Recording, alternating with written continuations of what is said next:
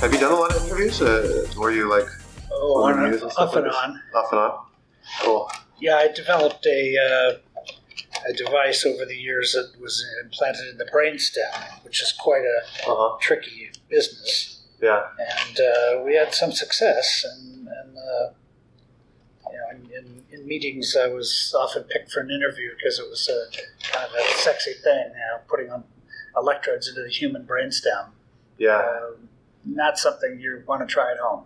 Exactly. Yeah. I mean, that sounds like a very, I guess, sensationalistic thing that the news would love, right. And so I could imagine you so even pick up on it. Yeah. Exactly.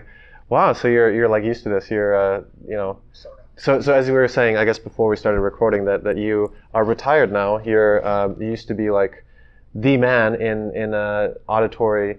I don't know, prostheses, right? Do you want to talk a little bit about this? Right. Well, I've worked in auditory prosthesis most of my life. I started in UC San Francisco in 1978, and my first job was working on the development of Cochlear Implant, which people told me, "Oh, don't do that. It's not ethical. They're putting electrodes into people's ears and stimulating it. You don't know what that's going to cause. What's going to happen 30 years from now? Maybe it'll have terrible consequences." Wait, wasn't this the time of like lobotomies and stuff like this? I mean, no, it's not. Okay. I was going to say, it's like, this is okay, but this is not.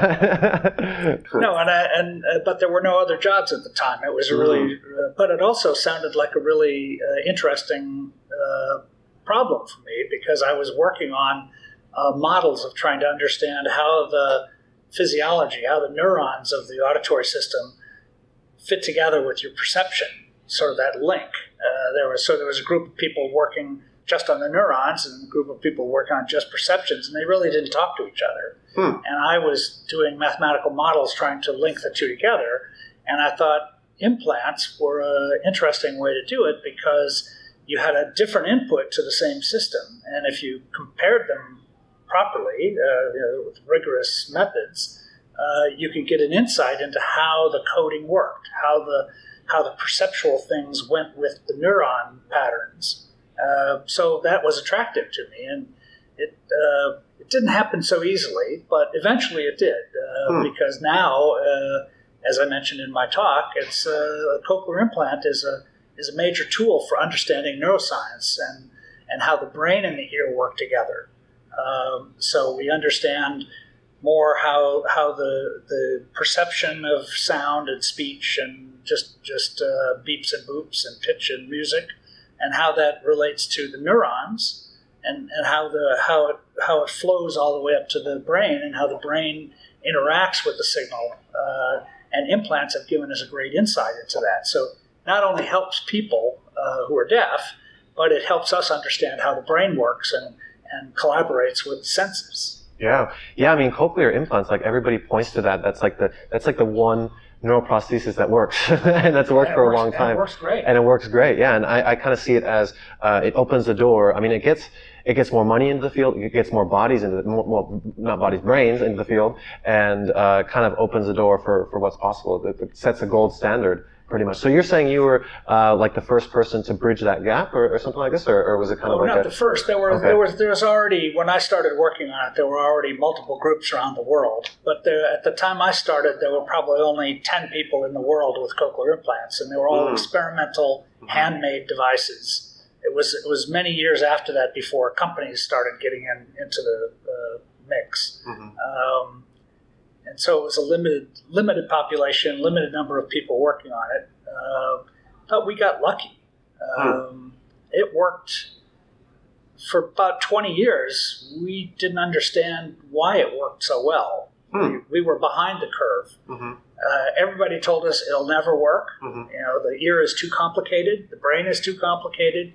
You can't just put a few electrodes in and expect to get anything useful. And then we did it, and it worked great. And some of these people were talking on the telephone. And, everybody said, how did you do that? How did that work? And we said, we don't know. We got lucky. The brain is just so powerful, and that's amazing. We had to figure it out, because if we're going to make the next step and make it even better, and more efficient and get better performance, we have to understand how did we get here? How did we make? How is it already so good? So we had to understand that, and that's what we spent many years doing to understand how electrical stimulation of the inner ear cochlea results in useful sensations that allow people to understand speech. Even people who are completely deaf, who can't hear a thing. Wow. And these days, if we implant somebody like that who's completely deaf and they can't talk on the telephone, that's a disappointing outcome. Oh, wow. So probably 95% of the people who are completely deaf later in life, not people who were born deaf are a whole different category, but people who are deaf later in life and then get a cochlear implant, there's some adjustment period, could be just days or it could be a month. They can usually talk on the telephone, just with the hearing from the implant. Wow. So I'm curious, how did these devices develop? Like, what did it look like in the beginning, and then what did it look like? What does it look like now? And then I guess maybe where was your hand in all of this as well? I didn't play too much of a role in the electrode development, but it hasn't changed a lot because we're constrained by where we're putting them. The cochlea is a spiral-shaped internal organ. It's about as big as your little fingernail, all spiraled 3.5 times around. And inside there's a little tube that they put an electrode in, an electrode array in, and that's only 1 millimeter in diameter. So we've got a little noodle that we're putting into this spiral-shaped thing, and it's only 1 millimeter wide. So it's a thick piece of string, basically. And we're threading that into the cochlea, and the inner ear is laid out by pitch, by tonotopically it's called. So the high frequencies are right at the entrance, and as you go further and further in, it's lower and lower frequency. So it's sort of already laid out like a piano keyboard, just curled up, and we had to take advantage of that by putting different electrodes in. And so even the early ones had multiple electrodes spaced around that spiral to try to stimulate the different nerves that carried different pitch cues. And so that was the channels that you were talking about in the talk, is like there's 4 tones or something like this, right? Right. There are different channels. And the early cochlear implants were just a single channel. So the technology was very crude, and they just put a single electrode into the cochlea and stimulated that. Even that produced a pretty good outcome. Nobody was talking on the phone. A few people were, but it was rare. And you played samples of that. The wife helped her husband. The wife helped her husband. The wife helped her husband. The wife helped her husband. The wife helped her husband. That was, I mean, the one channel one was not understandable, I would say. Like, I don't know, like maybe, with lots of practice and after the many months. But it wasn't until you got to like the 4 channel, I think you were saying, right? That's when it's like, okay, starting to figure this out. But even the 1 channel, what we underestimated was how much benefit that would be to people who are deaf. Because if you're people who are deaf are really cut off from the world and mostly from other people. Because what do we do all day, every day? You talk to other people. They have a hard time with that. They have sign language, but if they want to talk in the acoustic world, it's a struggle for them. They have to lip read. They have to have some hearing aid if they have some hearing left. It's very difficult, and if they're really deaf, it's quite hard. So they, a door can slam. They don't know anything happened. They don't even know to look around because they didn't hear the door slam. Or they're like crossing the road and the car's honking. Car's or honking. An emergency vehicle, an ambulance with a siren. They don't know that anything happened. The window breaks. They don't know. They don't hear. If you can't see it, they don't know it happened.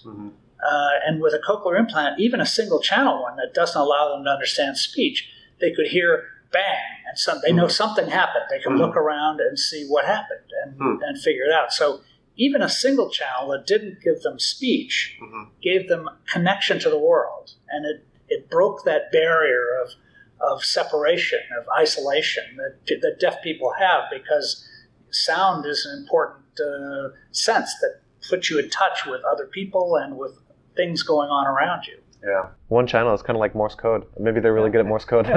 Beep, beep, beep, beep. Well, it's better than Morse code. Yeah. It actually conveys quite a bit of information about sound. So even with a single channel, like if a dog's barking, they would hear something like, blah, blah, blah, blah, blah. And if a phone was ringing, it would be brup, brup, brup, brup. So they could tell by the rhythm and cadence of sounds if it was a phone or a dog.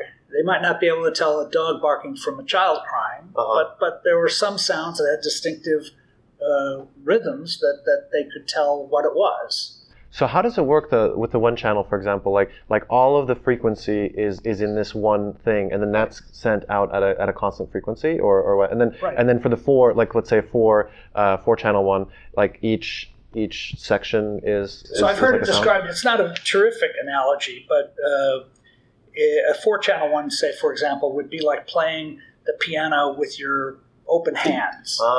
So you'd be hitting large areas all at once instead of tickling the keys. Yeah. And so it's you lose the distinction of sounds within one hand. They all get banged together. So something that would have variation in that frequency region, you wouldn't be able to tell what was going on. But the fact that most sounds in speech and in the world are dynamic sounds that change over time. If you get 4 patterns that change, like going boop, boop, boop, boop, you can tell that it's some frequency going up, like a sliding whistle or something, because you can hear the difference between the 4 bands, and that's enough. That with the timing tells you that something's moving there, something's changing in pitch. So it gives you a lot of information, and with the patterns in speech, over a lifetime, you've learned to understand those patterns with a minimal amount of information, because you're listening under hard listening conditions much of the time. In a noisy restaurant, a lot of other people talking, you've got to tune out and listen to the one person you want to hear, and the signal-to-noise ratio, the level of the person you're listening to compared to everything going on around you, can be very low, and you can pull it out. And with lip reading, you can pull it out quite well. So your brain is trained over a lifetime to pull out these patterns of speech with very little information left. We're at the edges of where you can understand it. So it started out with the one channel, and then maybe 4 channel or something. What's typical now, and how far away is that from the ideal? Well, there was a second generation that was 4, but that didn't last long because people quickly went to 8 and 12 and 16 electrodes because they could. Once you could make that electrode, you could connect it to a device and stimulate it. So it didn't stay at 4 very long. It went right away to 12 and 16. And then a company, one of the main manufacturers that exists now, Cochlear Corporation, they made and still make a 22 electrode device. And what we found over the years is that we reach a point of diminishing returns at about 12 electrodes. And it's partly just physics, that you have little electrodes that are giving out a current field. When you pulse of electricity, it just goes out into the water like when you drop a pebble in a pond, and it spreads out. And electricity spreads a lot like that in a fluid.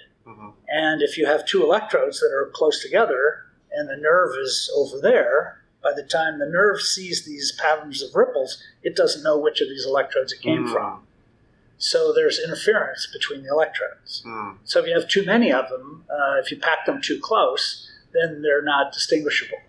So in effect, with even the devices that have 22 or 24 electrodes that are made today, when we test them by dropping electrodes out, they're really only effectively 8 or 10 or 12 in that range. And the other electrodes don't really add anything. Yeah, but that's actually, I was going to ask this. I was thinking about asking this during your talk, because like the difference between 4 and 12 and everything like this. But you also showed the example of like speaking is one thing, but music, for example, that's much more difficult, and maybe in a loud, ambient noise condition or something like this. And so I was going to be like, well, why not 100 or something like this? So you're saying 100 channels would not be almost any better than like 8 or something like this. Well, and what about we make 22 and they're not any better than 10. Oh, okay. So if we had 80 more, it's not going to help. So what would be required to get it up to like a music listening quality, something like that? Well, we'd need at least 50 or 60 channels, electrodes. But we can make that now. It's just that they're not going to be any better. The problem we have to solve is how to connect, and the name of this conference is the Neural Interfaces Conference. And the whole idea with neural interfaces is how do you connect the stimulating parts to the nerves. And in the cochlea, just because of the physics, the way it's built, the electrode is always about a half a millimeter away from the nerves. So if you go back to the pebble in the pond analogy, you drop the pebble and it sends out these ripples, and by the time it gets far away, half a millimeter in this case, it's all spread out. If those electrodes were close to the shore and you drop the pebble, by the time it hit the ripples hit the shore, it wouldn't have spread very far. So we need to move the electrodes closer to the neurons. And in the cochlea right now, it's probably not possible to do that. So we have to look for other ways of positioning electrodes so we get more effective different points of stimulation. Why is it not possible? Well, it's just the way it's built, the anatomy of the cochlea. I mean, it's only a half a millimeter, which doesn't seem like much, and it isn't much, but for neurons, that's a lot, right? But there's a piece of bone in the middle, so we can't squeeze it closer, or we can damage some of the tissue and even break the bone. What about getting rid of the bone? No, you can't do that. Is that the hammer, anvil, and No. Those are the middle ear bones. The cochlea is a tube of bone, and we don't want to compromise that tube because it separates central CSF, central spinal fluid, from the different kind of fluid that's in the cochlea, and that would be toxic. Okay. So you can't break the bone or cut a hole in it. Interesting. So there are other methods that are available. New methods that are being looked at is to use what's called optogenetics. Okay, yeah. And it's a very cool technique, actually, where you use the rhodopsin receptors from the eye that are photosensitive, and you put them in a virus, which isn't approved for human use yet, because you have to infect the neurons with this rhodopsin receptor. And then the neurons of the auditory nerve become optically sensitive. So if you shine a light on them, they'll start firing. So then you put, instead of electrodes in the cochlea, you put a string of lights. That's kind of ironic that you would listen with light. Right. You just transform the biological mechanism from being sensitive to vibration to being sensitive to light, and you would program to mimic the vibration pattern, but using lights. That's kind of a crazy pathway. It's like, okay, compression of air goes to, transduced to like electrical stimulation, to light, back to electrical, and then it goes to the brain. It's like 6 steps. That's pretty crazy. But that's what a conference like this is all about. Is how can we design devices and engineering and interfaces between power sources, electrical, optical, chemical, to have some effect on the biological system to restore some function. And we've been very successful at doing that. But with the optogenetics, I mean, you're going through the bone, right? So you'd have to have some kind of clear... The bone is pretty thin. Oh, okay. It's so like paper, so the light goes through it. Oh, okay. Interesting. Cool. So this is maybe the most exciting technology. This is the one that you think has the future for, like, let's get to 50 channels that work, right? It could. It has promise. The biggest hurdle to overcome is being able to use safely a retrovirus in the human system. I think it's going to work, but it's quite a long process to get approval from the FDA And do you do animal models before that, or I mean, like deaf rats or something like that? Deaf rats, mostly. Deaf rats. Okay. Yeah. Interesting. Wow. And they have the system working just fine in a rat model or small rodents, where you deafen the animal, and then you inject it with this virus that causes the nerve to be light sensitive. Then you put a strip of LEDs in, and it's the new electrode might look something just like if you take the bottom strip of pixels off your television set. You know how fine they are; you can hardly see the difference but they'd be that tiny, and you just put them on some tube to carry them in, and you stick those in the cochlea, and then you stimulate those as you would electrodes, and the lights activate the neuron near them, and causes a pattern of sound like what happens in the normal hearing. And so why isn't there an attenuation or something like this? Like light also spreads out, kind of like the rock, the pebble in the pond. Right. Or is it more focused then? It's more focused. Okay, than electricity. It does spread out a little just from the diffraction in the fluid, but we can put a lens on those little pixels. You can make a set of lenses just the same way you make the pixels, and focus the light a little bit. That's clever. Yeah. I think it can work. Yeah. And it's working pretty well in an animal model. We just have to get the human side of it settled, and we can start looking at it. So, I mean, I think the big reason that cochlear implants work so well is for the rest of neural implants, you have like glial scarring, you get like encapsulation. Why isn't that the case in the cochlea? You get that. Oh, okay. Yeah, the almost everywhere in the body you get a foreign body reaction. It's called, where the body fights the foreign tissue, the foreign body, the device, and foreign like Italian or something, right? No, like Italian, like an Italian body or something. I don't know. Yeah, foreign body. Bad joke. Sorry. Back to the border. But the body sends out attackers to fight it off, and what happens is that it fights to a standstill. The devices are relatively inert, so even though the body sees them as an invader, it will encapsulate them in scar tissue, and then say, "Okay, I've fenced it off," and then it stops. So it's a limited process that is self-limiting. And so, like the signal does go down then, right? Or is it? The encapsulation of the device, the electrode is usually not encapsulated. Inside the cochlea, it's somewhat immune to that, I think. I'm not sure why.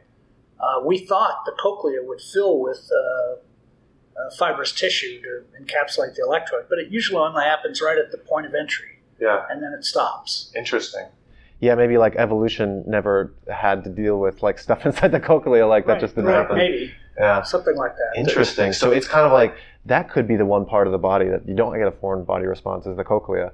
Well, there are some others, but yeah, it's mostly so the new approaches to making devices is to encapsulate them in a protein that comes from that individual person's body, so that when you put the device in, it thinks it's part of itself, and it doesn't attack it.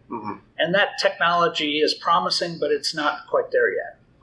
So you take a sample of blood from a patient, you put it in a beaker and grow it up into a solution, and then you dip the device in there, and it coats it with something that the body thinks is itself, and it doesn't attack. So what are the numbers of cochlear implants? Like how many people have been implanted, and how big is the market, and all this? It's changing pretty rapidly.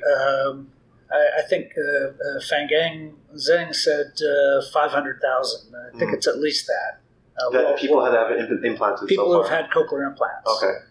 These days, it's probably more than half of those are children. Because one of the remarkable things about it is that even though it's not perfect hearing, we've been implanting children now for more than 30 years, and many of those children have grown up appearing to be almost normal hearing.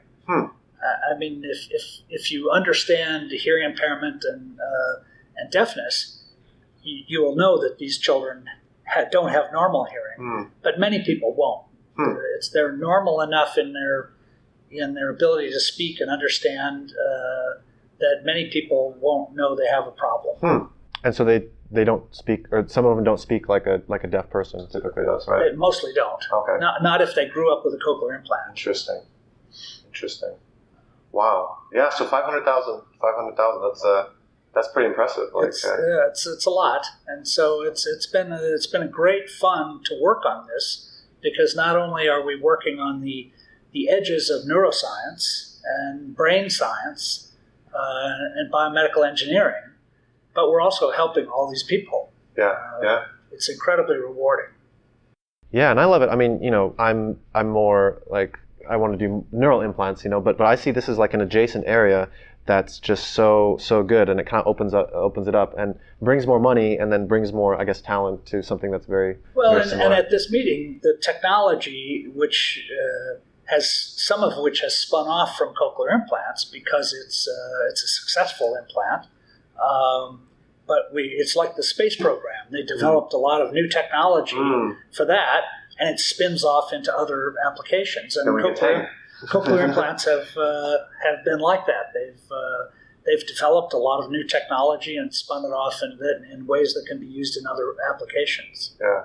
So there's a lot of this meeting is quite exciting because this field is really maturing. We have more potential applications using electrical stimulation or mechanical stimulation or biological stimulation than ever before. The possibilities are endless, and they're really starting to be realized now. It's a fun field to be part of. It has been for the last 40 years, and it's going to continue to be for the next 40 years. Wow. Because of this confluence of complex science, engineering, and helping patients. It's a great combination. Interesting. Cool. And I want to talk about, I mean, you're retired now, and I don't know, what was your experience in academia, and did it change, and I don't know, what did you think about it? Well, I had a little bit of a strange career path, in that I was primarily at institutions that were outside of academia, formal academia. They were at research institutions, where I was able to do just research, and I had very little teaching responsibility. So I was able to concentrate full time on research, which was a great luxury. And so for me, that was great. I needed to maintain a connection to universities to draw in students to train the next generation. But I didn't have to fight all the academic battles and deal with all the politics of a big university. Well, I still had to beg for money. Okay. That's the universal constant, right? That's a universal. If you want to do a complex project, especially with technology, you've got to find somebody to pay for it. And luckily, we have these programs at NIH and DARPA and NSF who provide that money, and so we can push ahead on these frontiers. Okay. And what do jobs look like in this field? I mean, if somebody is interested in cochlear implants, what would you recommend, or what are some possibilities that they could do? Well, I think there's lots of jobs available right now in biomedical engineering, because it's really a growing field, and there's so many diverse applications. If you're not tied to one application, there's plenty of opportunities to spread out. But there's also a lot of companies and a lot of new startup companies that are starting up and need technical people who know the technical side of devices. So I don't get the impression there's a problem with employment here, and I don't see it having a bottleneck anytime soon. So if you're decently talented, then you'll get a job, right? It's an expansive area. Okay. Cool. And it's been fun. Yeah. It sounds fun. I mean, you're still doing it, and you don't have to, right? So, Right. that's already a sign of something, right? Well, I like to keep in touch with it just because it's. I was involved in it for so many years that it's really great to see all my old friends and to see the advances that been made since I wasn't in it up to my elbows every day. Yeah. Because there's really a lot of advances in the last few years. It's really progressing. Yeah. That's amazing stuff. So is it advancing? I mean, is it accelerating the advancements, or do you think it looks like it to me? Okay. I mean, it's always advanced pretty fast, but I think there's enough things known, enough techniques developed, enough things that are established science now that we can build on that, and that makes the rate of progress move much quicker. Cool. This has been great. Do you have any final thoughts or anything that you want to add? Something I didn't ask, but I should have asked. Well, I've been saying it a couple of times, is that this is it's been a very rewarding thing to do for a career, because it's got all of the challenges of basic science at solving complicated problems, and technology, biology, sensory science, brain development. But we also, in my case, I got to work with the patients who actually received these devices. I spent hours and days working with them, and so it was very satisfying to see the benefits they were actually getting from these devices, and they're of course eternally grateful. But it was really great satisfaction to be able to get to know those people. And in my work, we would sometimes work with a patient all day for weeks. They'd come in one day a week and be there the whole day, and we got to know them at a very deep friendship level. And so I'm still in touch with many of my original patients. And if they are passing through, I encourage them to stop and visit at my new retirement place. And some of them do.